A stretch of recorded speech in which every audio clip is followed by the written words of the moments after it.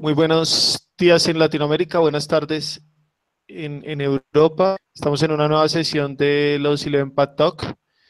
Esta vez hablando sobre inteligencia artificial y machine learning. Desafortunadamente por cuestiones laborales mi compañero y jefe Rames no pudo asistir, pero pues nada, tenemos una invitada muy especial para hablar sobre este tema. Les presento Carmen Torrado, pertenece al equipo de Eleven Patsy de Luca. Carmen, un gusto que estés aquí con nosotros. Hola, buenas tardes a los que estáis en España y buenos días a los que estáis en Latinoamérica. Y bueno, pues para mí es un placer estar aquí con vosotros. Vale, bueno, vamos a empezar con el espacio de noticias.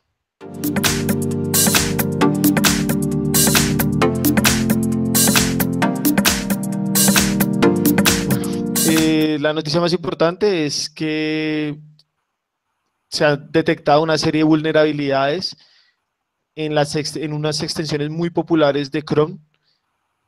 Por esto, en los últimos momentos ha salido bastantes parches de Chrome. Es bueno poder revisar, mirar cuáles son, ya que en muchas se pone en riesgo mucha de la información, tanto del navegador como del equipo y pues obviamente del usuario de Google, que en este momento contiene mucho de nuestra vida. Otra de los casos que en estas semanas ha sonado mucho es el arresto de las personas que difundieron la fuga de información de HBO. No se produjo ninguna captura de los responsables, sino personas que han difundido la información privilegiada o perteneciente a HBO.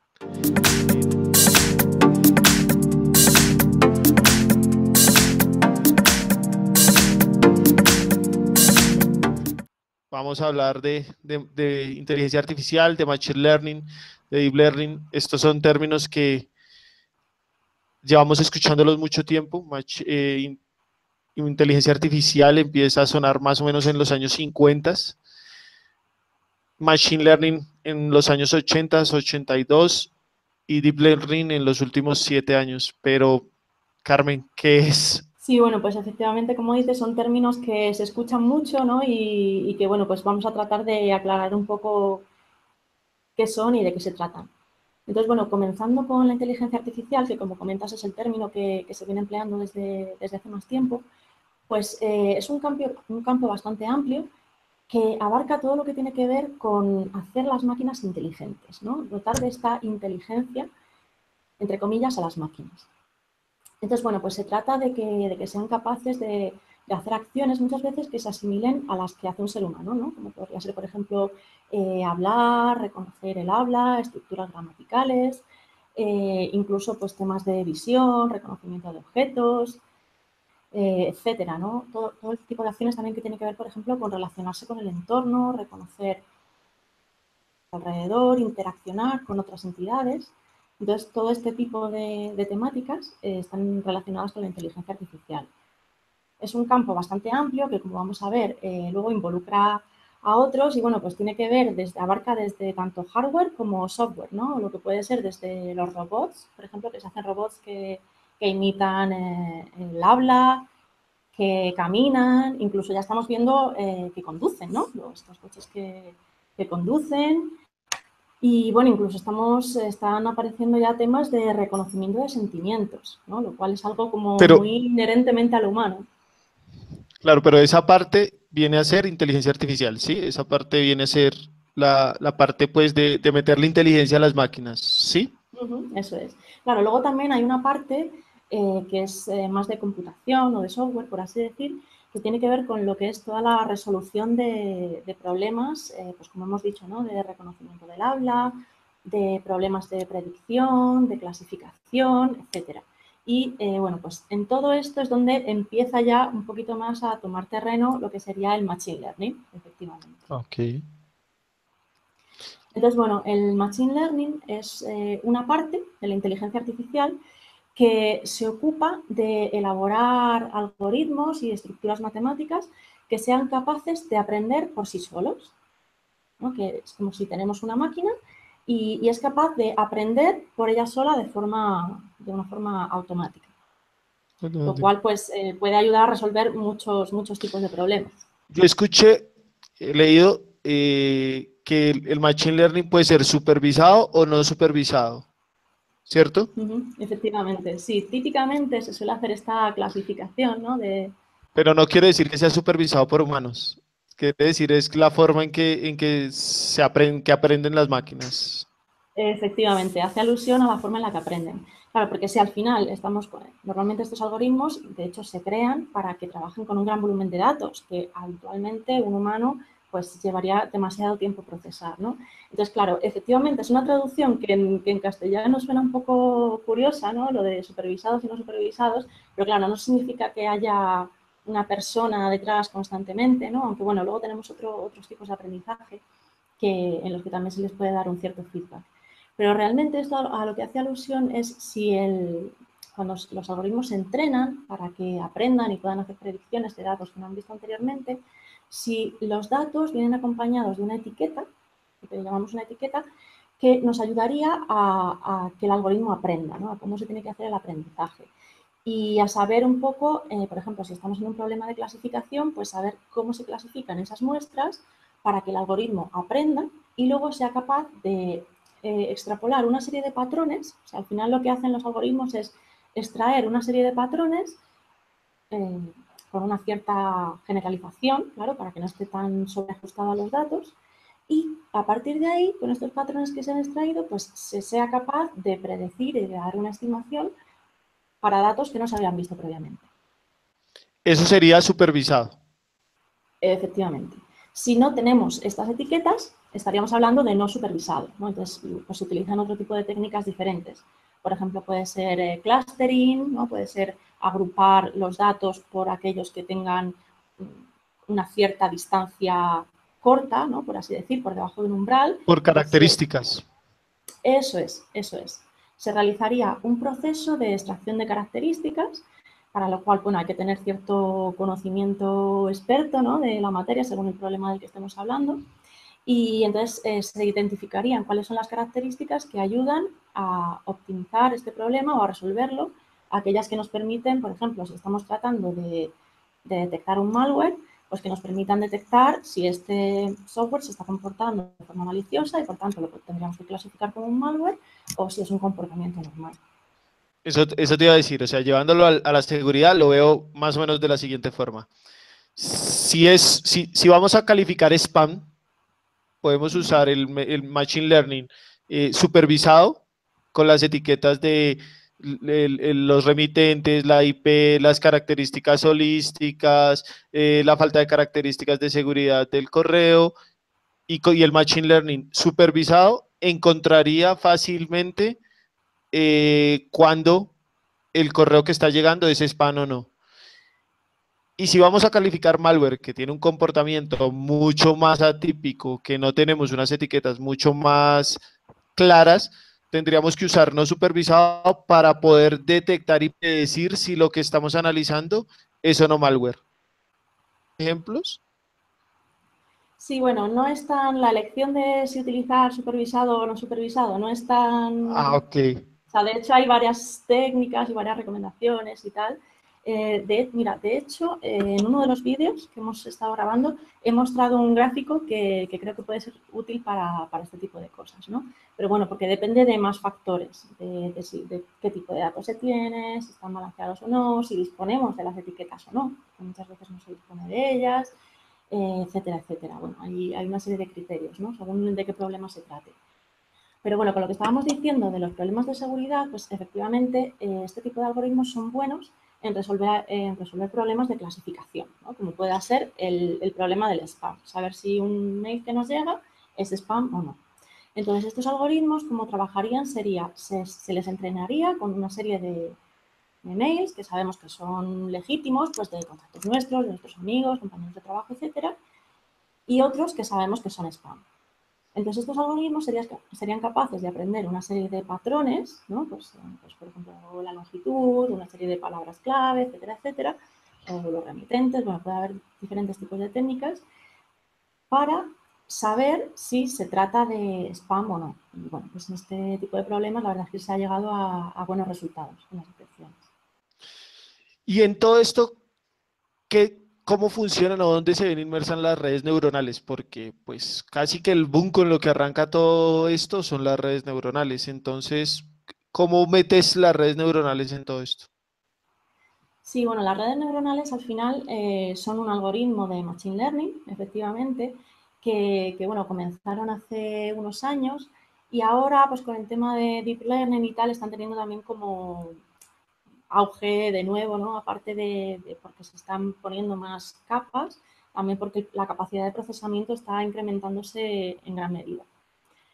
Entonces, bueno, al final una red neuronal pues es un modelo matemático que lo que trata es de imitar de alguna manera el funcionamiento de un cerebro biológico, ¿no? De un humano, de un animal, un poco intenta simular este tipo de comportamiento. Entonces, de hecho, se dice que está formado por varias neuronas, ¿no? Que están conectadas entre sí, pues, por medio de los axones para simular la sinapsis.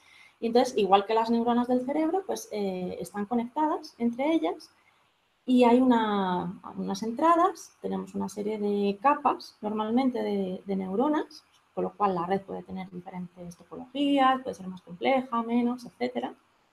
Y bueno, eso es todo un arte también, el saber cuántas neuronas hay que emplear, cuántas capas. ¿Cómo diseña una topología de una red neuronal? Porque me imagino que para un proceso relativamente simple, con un pequeño grupo de neuronas interconectadas, se podría solucionar. Claro, depende de muchas cosas, ¿no? Pues depende del tipo de problema que se quiera solucionar, ¿no? De cuál sea la complejidad del problema. Y bueno, y luego también dentro de las redes neuronales hay muchísimos tipos. Ok. Muchísimos tipos distintos, ¿no? Entonces, también dependiendo de las características del problema, puede ser más recomendable elegir unas u otras, ¿no? Los hay, pues bueno, con propagación, sin propagación, con... Luego están, por ejemplo, las que se llaman mapas autoorganizados, etcétera. Hay muchísimas y cada una tiene una serie de características y una serie de estructuras que pueden ser más o menos adecuadas para el problema que se quiera tratar, ¿no? También para escogerlas depende de la cantidad de información o eso no. Sí, sí, sí, claro. Depende de la cantidad de información, porque en algunas puede ser necesaria una cantidad mínima de datos, más o menos, hasta que se estabilizan, ¿no? Porque al final, cuando las entrenamos, lo que necesitamos Sí. es que se estabilicen hasta que ya empezamos a obtener salidas adecuadas. Porque, bueno, como he comentado, al final las neuronas entre sí están conectadas y hay como unos pesos entre ellas que se van ajustando, ¿no? en el modelo. Entonces, bueno, de hecho estos pesos pueden ir variando a medida que se va entrenando el sistema y se van ajustando de forma que se van como refinando, ¿no? En sucesivas iteraciones. Entonces, de hecho, normalmente lo que se hace es que la señal es como que se propaga hacia adelante y hay algunos algoritmos que tienen lo que se llama el backpropagation, que lo que harían es que luego, teniendo en cuenta los errores que se han producido, esto se iría propagando de nuevo hacia detrás y se irían reajustando estos pesos para hacer la red más refinada, ¿no? Se ajuste mejor al problema y sea capaz de dar mejores predicciones. Ok, o sea que a la final la red también termina aprendiendo de sí misma y Efectivamente, de su interacción con la información para así poder sí, entregar los resultados que esperamos. eso es, eso es. Una de las propiedades que tiene es esto, ¿no? Que son algoritmos que aprenden por ellos mismos, ¿no? Que tienen este autoaprendizaje, por así decirlo.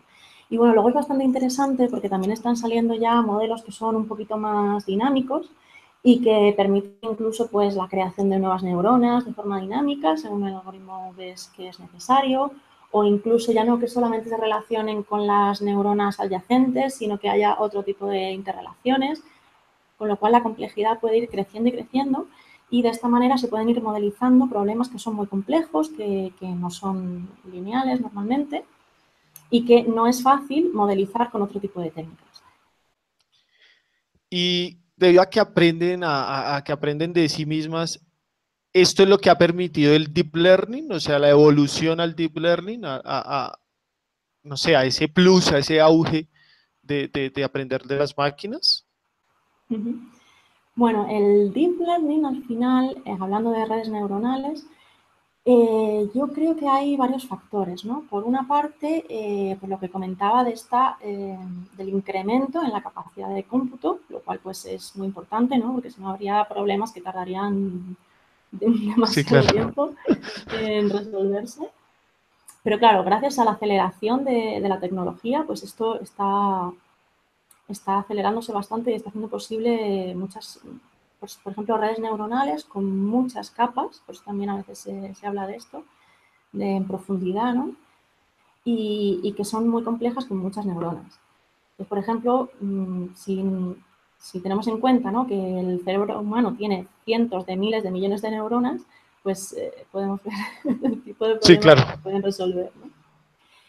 Y bueno, al final el deep learning también en lo que consiste es en lugar de que las neuronas más tradicionales, por así llamarlo, ¿no?, hacían como siempre la misma función, ¿no? Eran como más monolíticas y llevaban a cabo como la misma función.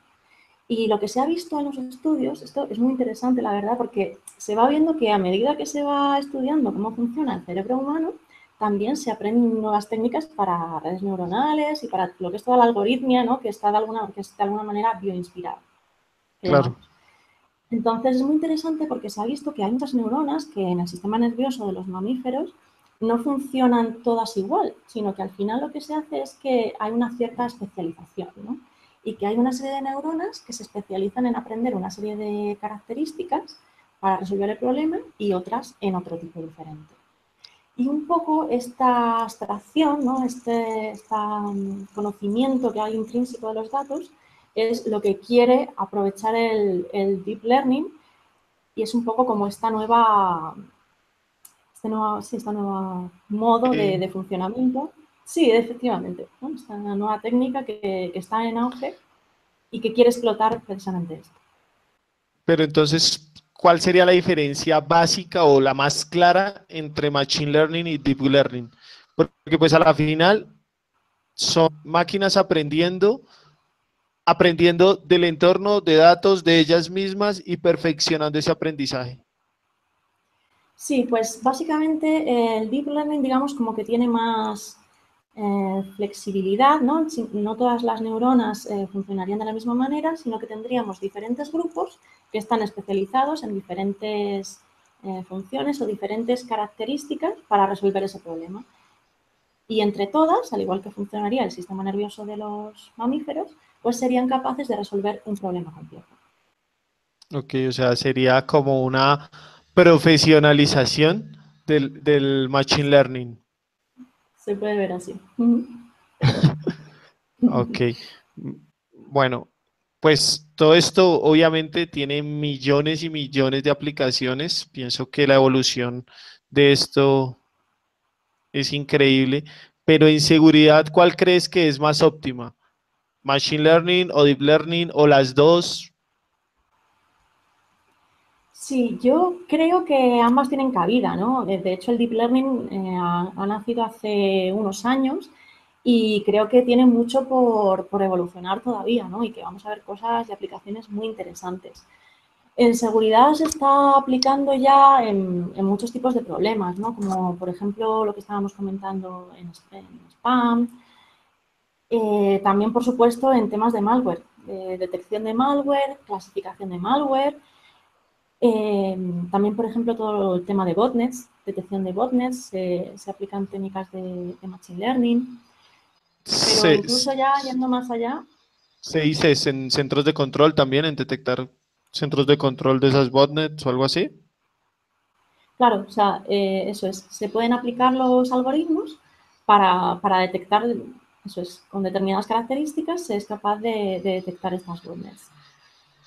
Luego, por ejemplo, pues temas de reconocimiento de habla del lenguaje natural, ¿no? Lo cual pues tiene muchísimas aplicaciones en todo lo que son redes sociales, etcétera. Incluso se puede emplear pues, para detección de fraude en tarjetas de crédito, incluso detección de ciberterrorismo, ¿no? O de determinados ataques que se estén planeando por redes sociales, etcétera. Entonces, bueno, las aplicaciones son múltiples. El tema de sentimientos también, que he hablado antes. Aquí también tendría algún tipo de aplicación en sistemas de boots, como, no sé, como un chatbot o como decías, en identificación de redes sociales y eso, también en ese tipo de detecciones de esos boots en redes sociales que van ahora sí cierto generando esas tendencias, también tendría una aplicación en eso. Eso es, sí, sí, de hecho la inteligencia artificial tiene mucho que ver con esto, ¿no? Como hemos dicho, el reconocimiento del agua, perdón, del habla, de, de la sintaxis, la gramática, o sea, entender lo que es el lenguaje natural, ¿no? Lo que hablamos, de qué manera se construyen las frases, porque, bueno, la forma en la que hablamos los humanos es muy compleja, ¿no? A veces Sí. pues puede ser fusi, ¿no? Que decimos que no son términos exactos, puede haber ironía, es algo muy complejo y por supuesto que los bots es algo en lo que... Si a todo lo complejo que hablamos le sumas los regionalismos que tenemos, por ejemplo, en español se vuelve imposible aprender, o sea, Sí, sí, sí, sí. A veces ni los humanos somos capaces de entender, o sea que imagínate una máquina. total, total. Me ha pasado que llega Sí. uno a un país del mismo Latinoamérica que uno dice todos hablamos igual y Sí, no, sí, sí, sí. Claro, no por lo eso, por ejemplo, hacemos. se utilizan los diccionarios de las diferentes lenguas, etcétera. Entonces, bueno, por supuesto que hay muchísimo que mejorar y muchísimo por hacer todavía, pero sí, de hecho es interesante porque todo lo que es la interacción con las máquinas, interacción hombre-máquina, incluso machine to machine, también se está desarrollando mucho en este ámbito. Entonces yo veo que aquí en esto entran muchos ámbitos porque Big Data está, claro, debe ser la base pues de esto, la poder manejar esa cantidad de información, poder manipularla, a eso poder ponerle esa inteligencia, para eso poderlo aprender, para eso poderlo mostrar. Justo, eso es como una cadena, ¿no? Entonces, al final, es como que tenemos una gran cantidad de dispositivos, ¿no? Que estarían como generando los datos, ¿no? Incluso si, pues eso, si pensamos en términos de IoT, o sea, ahora mismo es que tenemos información de todo tipo y por todos los sitios, ¿no? Entonces tenemos, incluso en los hospitales, el reloj que tenemos que nos está tomando el pulso, todos los sensores que hay, que puede haber en el hogar, en una red, etcétera, etcétera. O sea, es una recolección de datos constante, que por supuesto, como dices, estamos hablando de Big Data, de cantidades, volúmenes enormes de datos que hay que ver de qué manera se almacenan, se procesan, etcétera. Y justo aquí es donde entraría el Machine Learning, ¿no? Que sería la forma de procesar todos estos datos de una forma automática. O sea, es imposible que los humanos podamos procesar las cantidades tan ingentes de datos que se generan, ¿no? Entonces, está todo muy, muy relacionado, como comentas. Entonces, los algoritmos serían capaces, pues luego de darnos respuestas, de darnos predicciones, de ayudarnos a planificar, etcétera. Y entonces, ¿crees que esto va a cambiar la ciberseguridad o como vemos hoy la de ciberseguridad? De hecho, creo que ya la está cambiando. O sea, yo creo Sí, que total. sí, sí, sí, es algo en lo que ya está aquí, en lo que ya estamos trabajando y creo que sí, sí, por supuesto se aplica a muchísimos problemas de ciberseguridad, como hemos dicho, y además creo que permiten no solamente que ayuden en la detección, sino que también pueden ayudar en sistemas preventivos, ¿no? Lo cual pues también es muy importante desde el punto de vista de la seguridad, incluso también para reaccionar ante incidentes y después para sistemas de recuperación, etcétera. Con lo cual yo creo que tiene muchas aplicaciones. Sí, yo creo que esto más que, no sé, yo siempre cuando intento hablar con personas que hasta ahora están entrando a esto, mucha gente cree que esto es el futuro y yo digo que eso ya no es el futuro. Yo creo que lo que veíamos en Terminator 2 ya no es el futuro, ya está aquí y Skynet está en todo lado, o sea, a toda hora estamos entregando datos, a toda hora se está procesando datos, a toda hora estamos viviendo los datos. Cada día es más importante el que tú estés con los datos del momento. Y me parece que esto, más allá que cambiar los mecanismos de seguridad, va a poder permitir implementar mecanismos que prevengan, que reaccionen y que puedan recuperar un cierto siniestro, un ataque, un ciberataque masivo o un ciberataque puntual. Pues como tú misma dices, la capacidad de nosotros muchas veces de procesar esa información es imposible. Sí, eso es, porque los volúmenes de datos son bestiales, ¿no? Entonces, es por eso que viene el Machine Learning como ayudarnos a procesarlos, a aprender de ellos, extraer patrones y ser capaces de dar una respuesta más rápida, ¿no? Y estamos trabajando en algo de eso, que se pueda contar dentro de nuestros laboratorios. Sí, pues en ElevenPaths se están aplicando este tipo de técnicas para resolver varios problemas. Por ejemplo, se han aplicado para la detección de malware en macros, que están en los documentos, es uno de los proyectos que hubo. Y bueno, pues actualmente estoy trabajando en otro proyecto que tiene que ver con lo que es la detección de anomalías en tráfico de red. Entonces, bueno, hicimos también algún talk sobre esto por si hay alguien que está interesado en verlo. Y al final, Sí, bueno, eso lo que está hemos... en Luca, yo lo vi, está en Luca. Sí, efectivamente. Y bueno, pues lo que hemos hecho ha sido poner una serie de sondas en la red de ElevenPaths para sacar tráfico de NetFlow.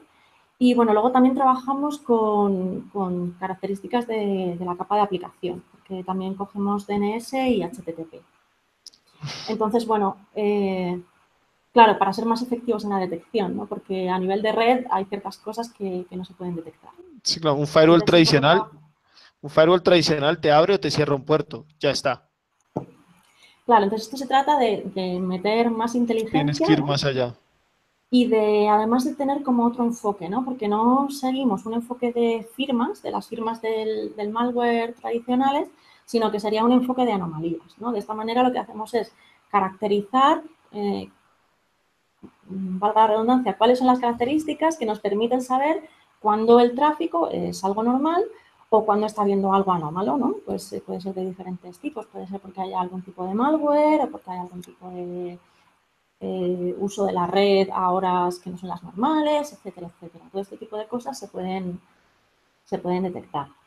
Eso nos Sí, estamos permitiría utilizando... fácilmente capturar si hay alguna botnet, si hay algunos equipos secuestrados en una botnet o algo así. Eso es, sí, sí, eso es. Diferentes tipos de ataques.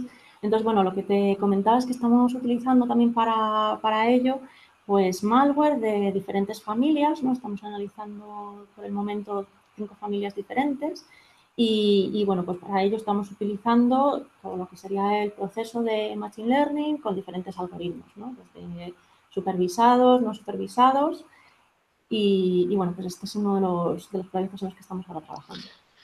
¿Aprendizaje se requiere algo de hardware o todo está diseñado por software para el aprendizaje? Bueno, en este caso la verdad es que no ha hecho falta un hardware muy complicado porque, bueno, hemos tenido que poner algunos equipos en la red de Eleven, pero vamos, básicamente la mayoría ha sido tema de software. En la sonda, etcétera. Algo que algún libro, alguna página, algo que recomiendes para quienes empiezan en este mundo de Machine Learning y Deep Learning. ¿Algún lenguaje Pues de programación? No sé. sí, bueno, yo creo que Python creo que puede ser, no sé si lo más sencillo, pero bastante asequible, ¿no? Sí. Y además hay muchas cosas, muchas librerías de Machine Learning, etcétera. En relación con eso, pues, por ejemplo, podéis ver algunos de los vídeos que hemos hecho, en los que justo explicamos de qué manera es posible implementar un entorno de Machine Learning con Python. de una forma muy sencilla, ¿no? A modo de ejemplo y de una forma práctica. Pero bueno, hay mucha documentación, muchos libros que se pueden leer, pero yo creo que sobre todo también es practicar, ¿cierto? pegarse con ello y bueno, y luego también hay software público muy interesante, ¿no? Como pues, puede ser desde TensorFlow para utilizar temas de redes neuronales y deep learning de Google. Hay multitud de aplicaciones que son muy interesantes. Yo siempre que me preguntan que por qué nos metimos a esto, contesto que esto se mete uno por pasión. El día que a esto no te apasione, mejor no entres, porque ven, nos toca leer todo el tiempo y practicar todo el tiempo y estar probando y estrellarse contra todo el tiempo. Sí, la Carmen, pasión es fundamental. sí, la pasión en esto es, yo creo que es lo que nos mueve, porque si no, podría llegar a ser muy complicado estar todo el tiempo fallando para darle después de mucho tiempo con el lo logré. Bueno, así es como se aprende, ¿no? Los humanos y las máquinas también aprenden para... Sí, realmente lo que hacemos es una función de optimización que minimiza los errores, ¿no? Entonces, es el sistema de aprendizaje. A la final tienes que fallar 1 millón de veces para lograrlo. Y ves entonces en esto mucho futuro, más allá de seguridad, más allá de Big Data, ¿le ves futuro en la sociedad? Pues yo creo que sí. Yo creo que de hecho nos enfrentamos a un cambio, como dices, no solamente tecnológico, no solamente en nuestra profesión, sino a nivel de toda la sociedad, al nivel al que nos relacionamos con el mundo, ¿no? Entonces, porque como comentábamos, estamos pues enfrentados a una cantidad ingente de información que se está recogiendo, pues como comentábamos, ¿no? Con los sensores, con IAP, de las carreteras, en las casas, de nuestros propios cuerpos, ¿no? O sea, al final es como un mare magnum de información enorme de Big Data, en lo cual todo esto pues se irá procesando de una forma automática con las máquinas, ¿no? Con todos los algoritmos de Machine Learning, Deep Learning, etcétera. Y bueno, y lo que nos queda por ver.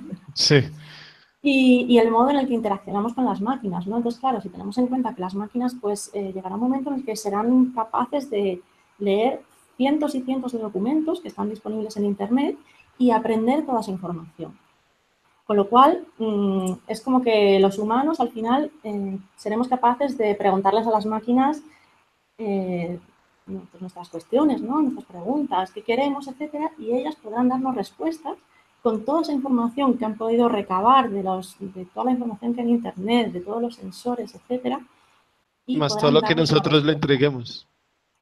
Efectivamente. Entonces yo creo que es un ecosistema harto complejo, interesante, que ya te digo, no solamente creo que sea a nivel de informática o de seguridad, sino que creo que es algo que envuelve a todo, a toda la sociedad y a la forma en la que nos relacionamos con el mundo y con los demás, ¿no? Pues ya lo estamos viendo con las redes sociales, con los móviles, etcétera. Entonces, bueno, la verdad creo que es un reto bastante apasionante.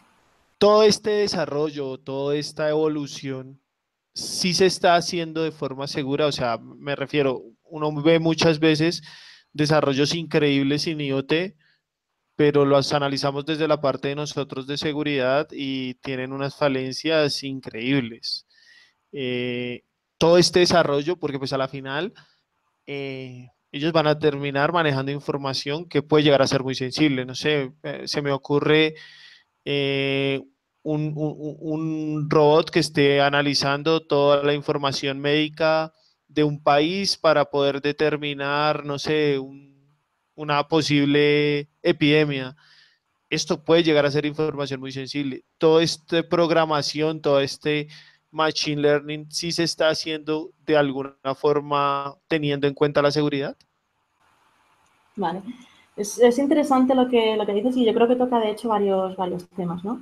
Entonces, yo, desde mi punto de vista, yo creo que normalmente las cosas es como que primero se desarrollan, ¿no? Y normalmente después ya se empieza a tomar conciencia del tema de la seguridad, ¿no? Entonces, bueno, en este caso lo que estás hablando también respecto de los datos sensibles, o sea, los algoritmos al final lo que manejan son datos números que al final tampoco saben a lo que se corresponden, ¿no? Ok. Entonces, bueno, o sea, pero yo creo que toda la parte un poco de data science, etcétera, pues sí que, por supuesto, que hay que tener muy en cuenta todos estos datos, estas precauciones que hay que tener, que comentas, cuando se trata con datos sensibles, por supuesto. Como bien dices, es el típico desarrollo de nuestra Ah, evolución tecnológica, donde siempre sacamos el producto, el servicio súper bien y después empiezan a ver las brechas, las brechas, las brechas, las brechas. Y cuando se ve que son más brechas que soluciones, entonces se empieza a pensar en un desarrollo de eso un poco más asegurado, por llamarlo de alguna forma. Entonces, por eso teniendo en cuenta que pues podríamos llegar a estar entregando información sensible o información privilegiada, me parece importante que pues quienes vean esto y quienes estén interesados, pues empiecen desde el momento cero a pensar en que esto a la final es información que si bien puede llegar a estar anonimizada, si bien la máquina no sabe exactamente qué es lo que está investigando, pues sí es información que puede llegar a ser complicada y sensible. claro, sí, sí, por eso también es muy importante de lo que estás comentando, lo que muchas veces también tratamos de concienciar de security by design, ¿no? Que es lo que estábamos hablando, que desde el principio ya se diseñen las cosas teniendo en cuenta la seguridad y no, como comentas, que parece que tiene que suceder algún desastre para que nos demos cuenta de que realmente la seguridad es fundamental. Y efectivamente también lo que te iba a comentar antes es que, por ejemplo, en el proyecto que estamos trabajando ahora, pues como se trabaja con datos de NetFlow, ¿no? Por ejemplo, pues lo que se hace es trabajar con estadísticas del tráfico. De esta manera, pues también se tiene en cuenta la privacidad, ya que no se extraería ningún tipo de dato privado, ¿no? Pero normalmente, como comentas, cuando se trabaja con datos sensibles, en este caso estoy hablando de datos de red de este proyecto, pero bueno, por supuesto que luego tenemos también los niveles de sensibilidad de los datos y las leyes de cómo hay que tratarlo a cada uno acorde con su nivel, obviamente. Pero normalmente también lo que se suele utilizar bastante, como comentabas, es la anonimización. Eso también se hace para poder trabajar con los datos, pero sin embargo que no quede comprometida ni ningún dato sensible se pueda utilizar de una forma no adecuada. Sí, sí, yo sé que los proyectos, por ejemplo, de Luca, de Smart Steps o de validar movimientos, son totalmente anonimizados y a la final nadie puede llegar a saber de dónde es ese punto que se movió. Eh, pero, pero pues hay casos en donde en realidad no van a estar anonimizados. O sea, pienso que esto tiene tantas aplicaciones que pueden llegar a haber momentos en donde incluso la anonimización permite, bloquee pues cierto avance. Claro, luego ya también siempre, o sea, puede quedar la duda, ¿no? De hasta qué punto el tratar los datos anonimizados sería exactamente igual que antes de ello. Pero bueno, como al final se está también trabajando con patrones y tal, yo creo que es posible obtener buenos resultados y de alguna forma abstraerse de lo que serían los datos en crudo, por así decir, y extraer una serie de patrones que al final es con lo que va a trabajar el algoritmo y que permita nuevamente buenos resultados. Claro, porque a la final tú lo que estás haciendo es una predicción a futuro. Y para la predicción a futuro no necesitas saber cómo me moví yo, necesitas saber cómo se movió la sociedad o cómo Eso es. atacó tal malware, no, sino cómo ataca esa familia de malware y pues por eso en este tipo de machine learning se garantiza y se requiere más que sea anonimizado.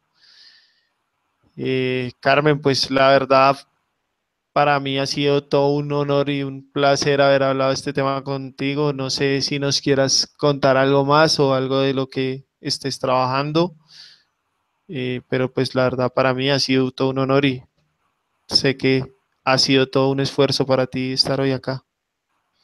Nada, yo lo mismo te digo, un placer haber compartido este rato con vosotros y nada, espero que lo disfruten, lo que nos estén viendo, que aprendan mucho y que tengamos más como estas. Claro que sí. Bueno, ahorita vamos a la tercera parte del talk. Vamos a entrar a las herramientas, un par de tips que les dejamos.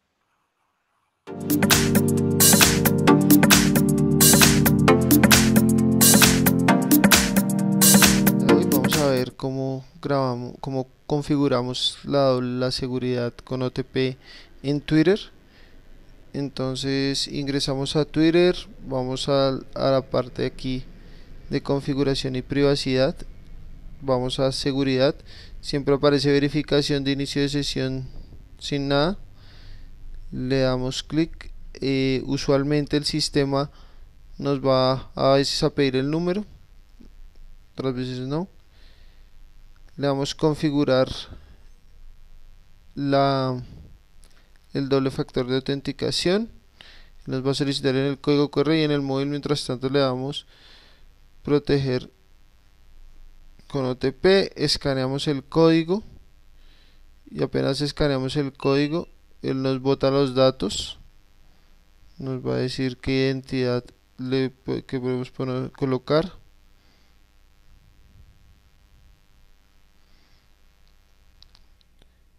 La guardamos, él nos va a decir que continuemos y aquí le colocamos el código que él nos está botando.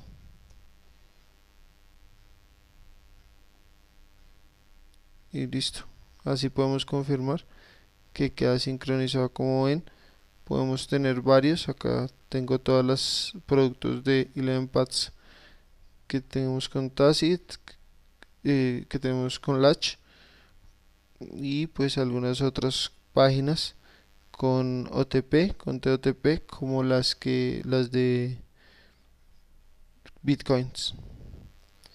Ya con esto puedes tener la seguridad en Latch de tu cuenta de Twitter. Simplemente para moverla le das aquí, mover A, y a donde la quieras mover.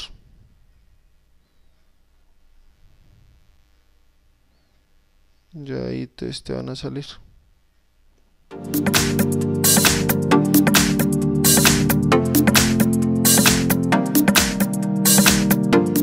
De verdad que les agradecemos a todos. Muchísimas gracias por habernos acompañado y recuerden podernos seguir en todas nuestras redes.